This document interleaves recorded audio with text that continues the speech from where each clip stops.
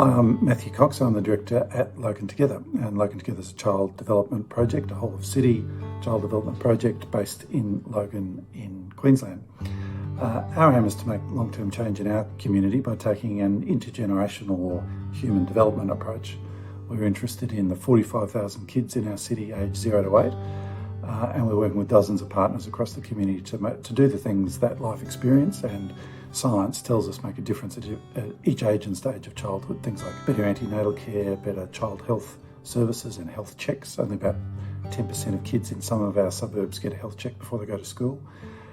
Getting high rates of kindergarten attendance. Only about 48% of kids went to kindy in Logan last year. So the things that we know make a big difference for child development, therefore human development at each age and stage in that early life course. And we know if we can get kids to age 8 in good shape, then they're much more likely to go on to be teenagers who do better. And those teenagers are much more likely to go on to be adults who do better. And that's the slow but steady way that social change can happen. So we're 5 years into our original 10-year project term, and we can say cautiously that it's working. The data for Logan children is going the right way. And that's against trend of comparator communities in Queensland where sadly the data is going the wrong way. So what has COVID revealed in our work and in our community?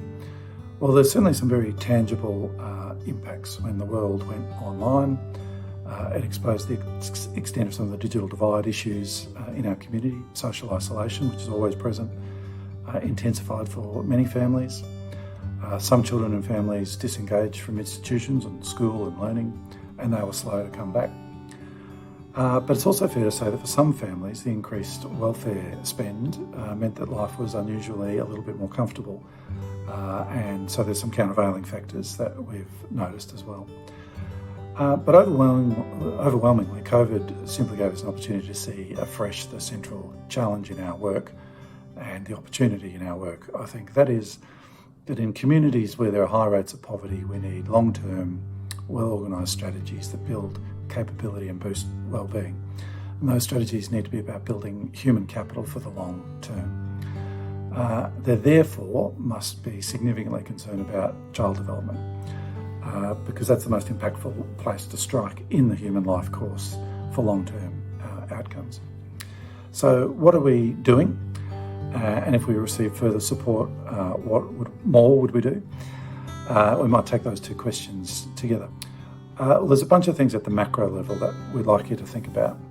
There's opportunities to invest in communities like Logan right around Australia. There's place-based whole of population child development projects underway in every jurisdiction, and many need support. Behind this growing work of social change initiatives in places like Burnie and Bourke and Ceduna and Mildura and Shepparton and Logan, there's a need to co-invest in some shared back office capabilities, things like data, infrastructure, leadership development, and policy framing and practice and professional field building. There's also, I think, important work to be done with this network of change initiatives in towns and cities all across Australia to influence government social policy so we can build a durable social and economic development strategy for Australia, one that's based around backing local communities, like the ones I mentioned, and also based around human development, and particularly child development. So early childhood is really the A game in terms of human capital in every society. So at the macro level, some things. At the local level, it's the infrastructure and services that bring life opportunities to families and kids. Things like child and family centres, integrated service hubs based in schools or in community centres that have that soft entry model and allow kids and families to build a relationship with people and then bump into and accept some help on their life journey. School-based models like the Doveton College model or Chalice School in Perth. There's a couple on the ground we're trying to get up here in Logan.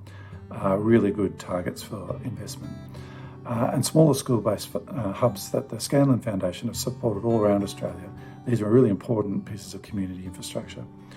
And particularly, I think, in our community, one of the challenges that we just haven't got to yet and solved as conclusively as we want is integrated health models, getting healthcare to kids and then getting referral pathways to services and health services that work and solve problems for kids. So integrated health models and health pathway models. A lot of work to do there. Is our work scalable? Very much so. So poverty in Australia is highly geographically concentrated. Poor people live in certain places. In Queensland, if you go to just 10 places in Queensland, you'll find almost 80% of all people who are on very low incomes in that lowest decile of advantage. Almost 80% of them live in just 10 places. And our plan, I think, needs to apply to life in those 10 places. Is it working? It is.